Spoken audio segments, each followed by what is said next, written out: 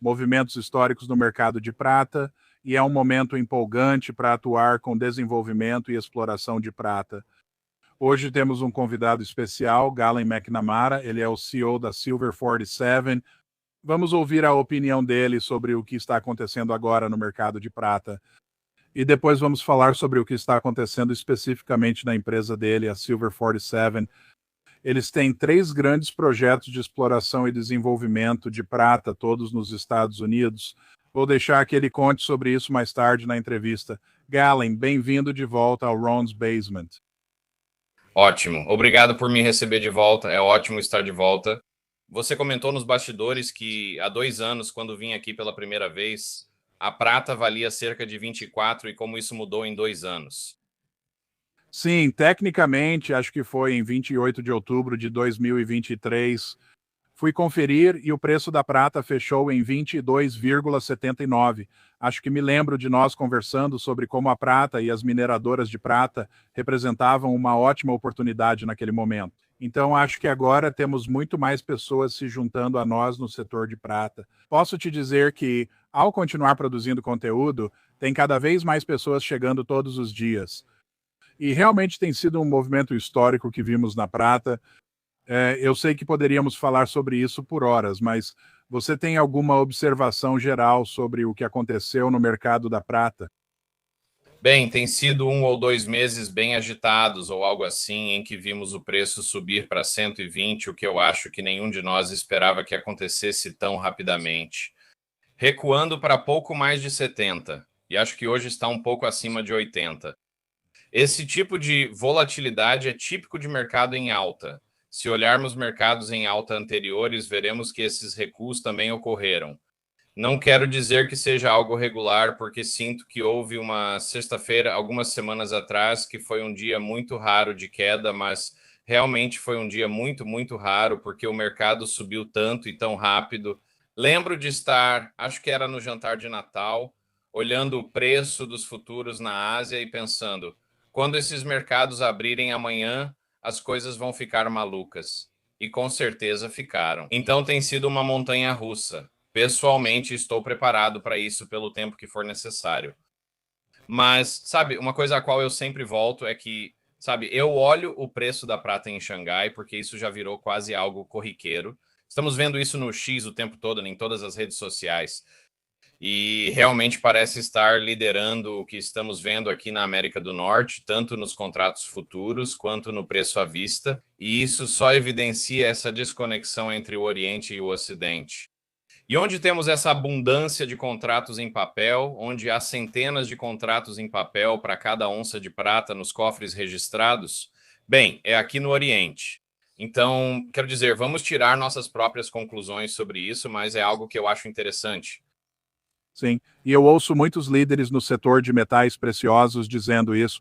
Outra diferença com essa alta é que as altas anteriores eram meio que baseadas nos mercados futuros, em mais especulação, enquanto essa alta se desenrolou ao longo de um período um pouco mais longo, e na verdade tem sido uma alta impulsionada pela demanda física, que é a demanda física real da China, da Índia, de outros países, até mesmo da Europa, como estamos vendo agora, que existe essa enorme demanda física real pelo metal. E isso levanta a questão: de onde vai vir o suprimento futuro de prata? Bom, essa é uma pergunta realmente muito boa. E não só de onde vai vir o suprimento futuro, mas de onde ele vai vir no país. A maior parte da capacidade de refino está hoje na Ásia. E todo mundo sabe que os minerais críticos estão em destaque. A prata agora é um deles. E não dá para aumentar o fornecimento das minas rapidamente, principalmente em países de primeiro mundo, pois leva anos enfrentando questões regulatórias desde a descoberta. Agora, isso está melhorando com a administração atual, mas temos padrões ambientais e trabalhistas dos melhores do mundo, né? O que só leva um pouco mais de tempo. E isso é bom. Mas, novamente, você não pode simplesmente aumentar a produção, sabe, assim, de uma forma significativa. Sim, eu ouvi a Phillips Baker, o ACO da Hecla, a maior e mais antiga empresa de mineração de prata das Américas. Ele participou de um artigo da Kitco, desculpe, de uma entrevista há algumas semanas, e ele disse que achava que o mais cedo que poderíamos ver qualquer tipo de aumento na produção de prata do setor de mineração seria no ano de 2030. E então, além disso, sim, esse é um rally impulsionado pela demanda física, é um rally impulsionado pelos fundamentos. Você sabe, eu e você meio que brincamos no começo desta entrevista, lá em outubro de 2023, quando o preço da prata estava em 22, não havia muitas pessoas explorando e desenvolvendo novas minas de prata. E como você disse, leva anos, às vezes até décadas, para descobertas e para novas minas entrarem em operação. Quero te fazer um elogio. Digo isso para outros CEOs de exploração e desenvolvimento. Você foi um visionário, certo? Quero dizer, não havia muitas pessoas, 2, 3, 5, 10 anos atrás, procurando prata que pudesse preencher esse pipeline que agora está vazio. E eu acho que isso é, sabe, um elogio para você e para o que você está fazendo com a Silver 47. Quero dizer, você tem 3 grandes projetos e eu sou acionista. Tenho que divulgar isso em total transparência. Mas eu era acionista da sua empresa anterior, que foi incorporada para criar a Silver 47, e eu queria encontrar empresas que tivessem grandes projetos de prata no subsolo, em boas jurisdições, e simplesmente não existem muitas delas. Então, com essa introdução, você pode nos explicar o que está acontecendo com a Silver 47, porque estou muito empolgado. Talvez a gente comece lá no norte, com Red Mountain, no Alasca. Conte pra gente o que tem lá agora e o que te anima para o futuro. Sim, parece ótimo. Bem, sabe, muito obrigado pelo elogio. Isso só reforça que, antes de tudo, sou geólogo. Sempre estive explorando metais preciosos, geralmente ouro e prata, mas também urânio, cobre, zinco e, em menor medida, outras coisas também. Mas sou muito apaixonado por ouro e prata. E sabe, eu sempre soube que bons projetos de prata são realmente difíceis de encontrar, por isso eles são valiosos. E bons projetos de prata em um lugar como os Estados Unidos, onde os direitos de propriedade importam, digamos assim, são ainda mais difíceis de encontrar. Então, eu provavelmente consigo contar os projetos que se encaixariam nisso, que atenderiam a esse critério para mim nos Estados Unidos, se não nos dedos de uma mão, então quase. E nós temos 3 deles. Então, sabe, tivemos muita sorte de ter passado pelos tempos difíceis e agora estamos em uma posição de realmente agregar valor a esses projetos. Então, deixe-me começar com o projeto no Alasca. Ele se chama Red Mountain Project. Fica a cerca de 60 milhas ao sul de Fairbanks. Ele cobre algo em torno de 40 milhas de uma faixa de rochas boas que podem hospedar esse tipo de depósito de alto teor que estamos buscando.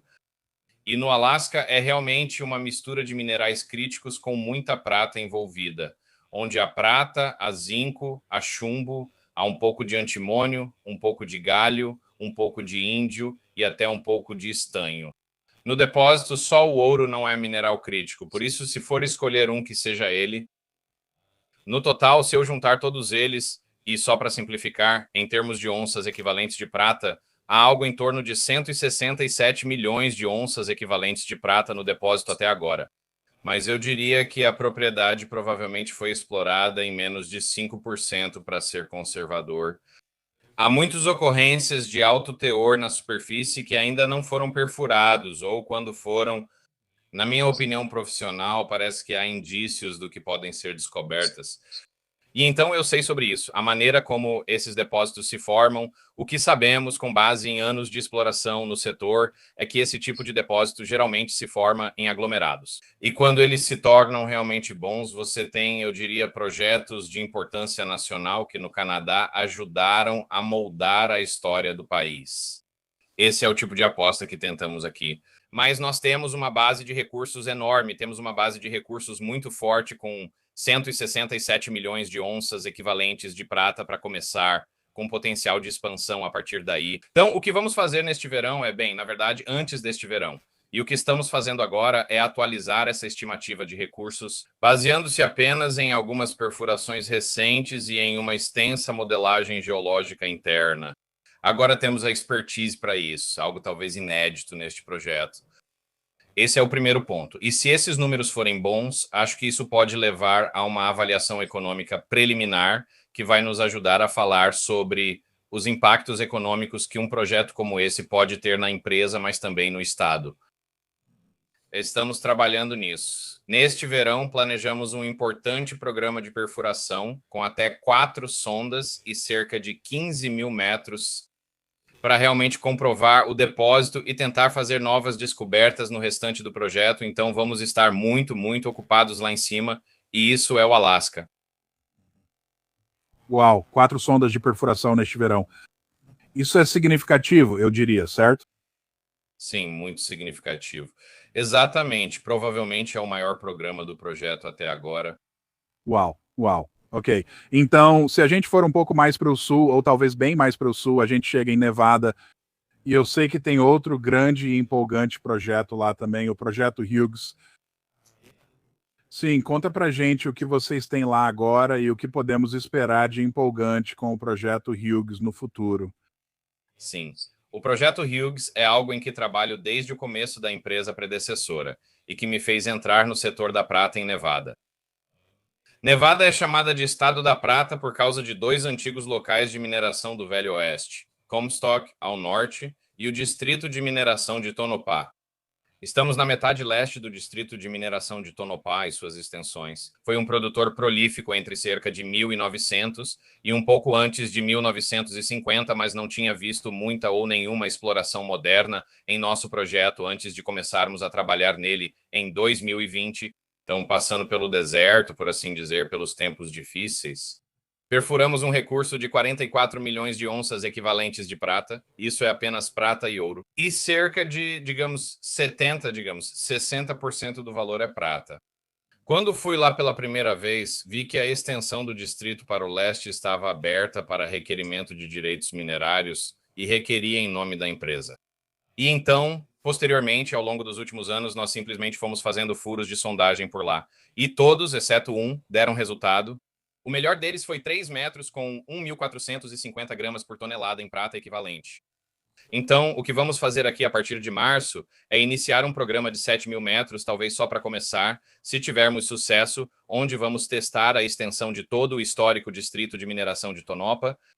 E se conseguirmos encontrar, o potencial pode ser muito grande, porque isso é um distrito ao longo de 4 quilômetros, sabe, entre o que foi minerado no passado, entre o que perfuramos e o que um vizinho nosso perfurou, são 500 milhões de onças equivalentes de prata ao longo de 4 quilômetros.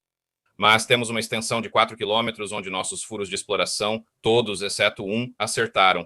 Mas ainda não achamos a estrutura principal, a grande veia, a veta madre. Se encontrarmos isso, esperamos ter encontrado algo importante e veremos o que acontece. Esse é o objetivo do programa em março e a principal pergunta que tentamos responder.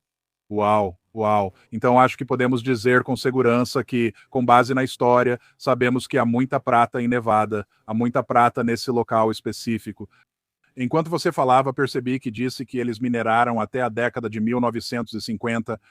Isso significa que houve um período de cerca de 75 anos em que a tecnologia de exploração, novas formas de encontrar prata, obviamente, avançaram bastante. Então, agora, nos tempos modernos, estamos olhando para as coisas com um olhar diferente. Bem, isso está 100% correto. Os antigos eram ótimos. Os mapas originais do USGS de 1911, os mapas geológicos, são extremamente precisos, onde podemos perfurar um furo de 1.000 pés e atingir um contato que um cara em 1911 projetou com uma precisão de cerca de 4 metros ou algo assim. Mas então, dentro de uns 3 metros, o que é incrível. Mas, sabe, aqueles caras também não tinham a mesma tecnologia que temos hoje para fazer exploração. Eles tinham as ideias, mas não tinham a tecnologia de perfuração. Eles não tinham o software de modelagem 3D que temos hoje, que acelera muito o processo de visualização, e nós tínhamos. Quando começamos a trabalhar neste projeto, fizemos uma modelagem geológica tão extensa a partir de 1.500 mapas antigos que colocamos no software. Logo encontramos alvos de perfuração não com IA, mas apenas com inteligência humana e começamos a acertar imediatamente. Mas outra coisa interessante neste projeto é que há um recurso de 2,74 milhões de onças equivalentes de prata em rejeitos de mina. Então, basicamente, é areia triturada no deserto em propriedade privada, provavelmente a cerca de 150 metros da rodovia federal 95 dos Estados Unidos, que, olha, a $35 a prata, provavelmente é uma operação que empata, sabe, como era há um ano. Mas a $80 a prata, achamos que pode ser muito interessante. Achamos que pode ser produzido rapidamente. Mas antes de começarmos a falar sobre isso, precisamos fazer o trabalho de base. Então estamos começando agora o trabalho metalúrgico. Historicamente era 80%. Isso foi quando o pessoal do Howard Hughes trabalhava nisso na década de 70. Então vamos adotar uma abordagem moderna para a metalurgia e potencialmente reprocessar isso a partir de agora e avançar muito rapidamente. Mas eu pessoalmente estou bastante empolgado com isso. Sim, sim. Agora, isso pode potencialmente gerar algum fluxo de caixa para a empresa com, quero dizer, obviamente, quase nenhum custo de mineração. Essa é uma avaliação razoável?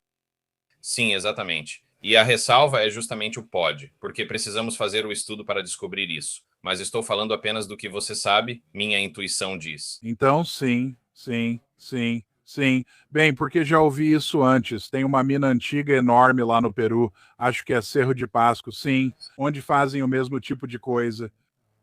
E me corrija se eu estiver errado, mas muitas vezes 85% do custo ou 80% do custo de obter prata é, na verdade, o próprio custo da mineração. Então, os rejeitos já estão lá. Então, eu não sabia disso. Isso é interessante. Sim, isso é um desenvolvimento interessante. Então, começamos no Alasca. Uma quantidade enorme de prata no solo, grandes e empolgantes coisas estão por vir.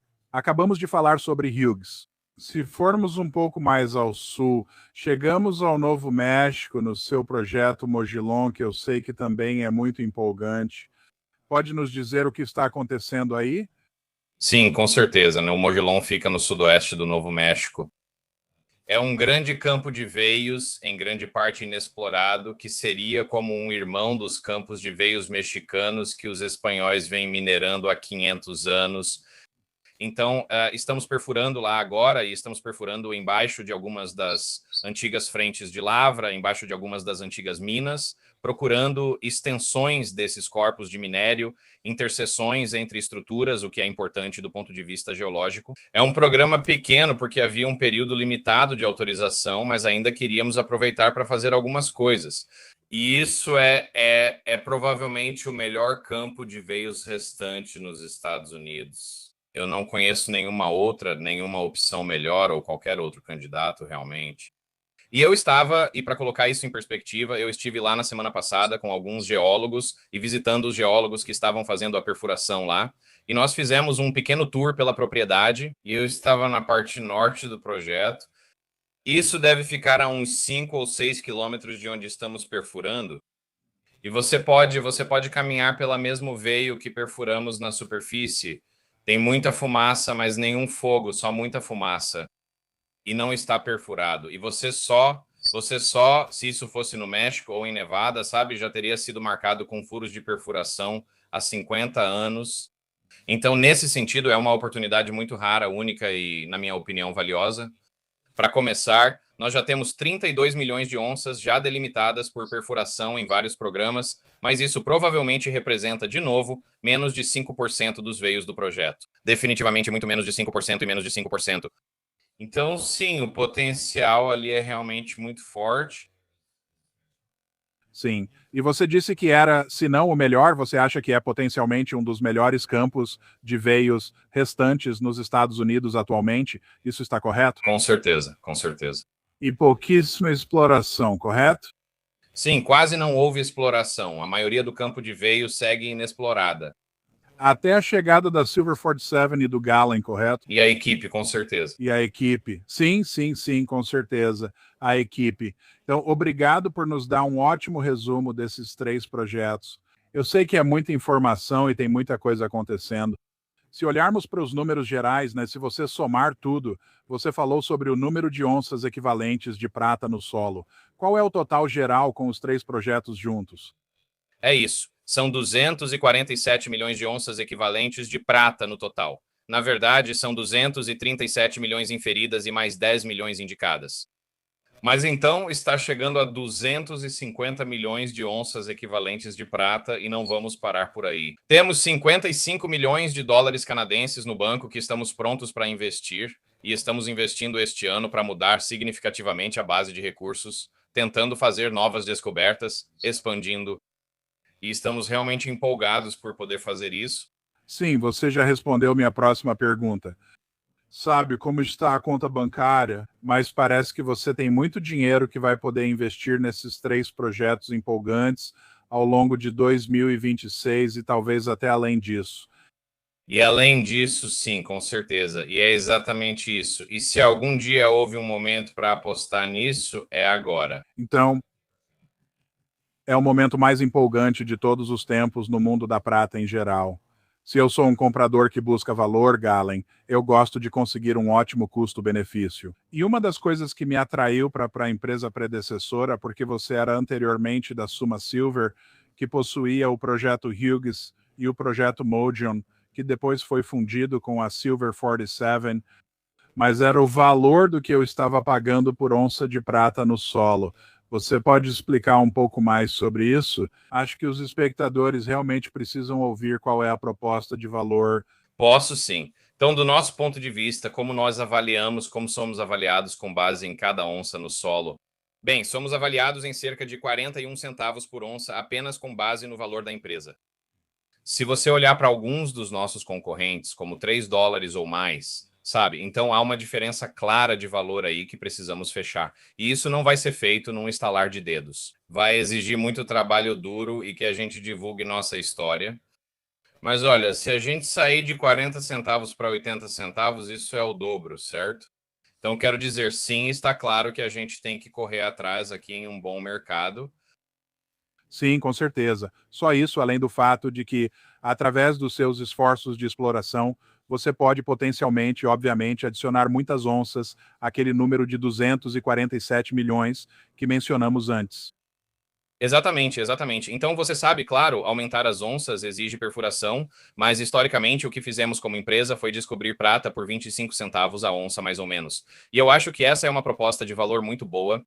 Sim, isso agrega valor. Mesmo agora, com a proposta de valor de 41 centavos por onça, com base no número de valor da empresa que você compartilhou conosco antes. E quanto ao registro de acionistas, participação de insiders, Eric Spread, tem algum investidor de peso na empresa? Sim, então nossos maiores acionistas são Eric Sprade e a diretoria. Isso representa cerca de 9% cada diretoria e conselho. E então, nossos outros maiores acionistas são fundos focados em recursos e family offices, geralmente tanto dos Estados Unidos quanto do Canadá. Certo, certo, excelente. Rapaz, eu sei que estou esquecendo de te perguntar alguma coisa. Tem algo que eu esqueci de te perguntar que você gostaria de compartilhar com o nosso público antes de encerrarmos? Sabe de uma coisa? Nada específico, só recomendo colocar Silver 47 na sua lista de observação, pois este ano será muito movimentado para nós, já que vamos agregar valor agressivamente aos 3 projetos de prata nos Estados Unidos. Sim. E, sabe, falando pessoalmente, como eu já disse antes, eu possuo ações, eu tinha ações na empresa antecessora, Suma Silver. Quando penso no valor de conseguir prata no subsolo dos Estados Unidos a esse preço, além do potencial de valorização com a exploração, estou animado para ver como as coisas vão evoluir em 2026, Galen, porque parece que você tem um ótimo plano de ação para todos os 3 projetos e possíveis catalisadores sobre os quais poderemos ouvir ao longo de 2026 em todos os 3 projetos.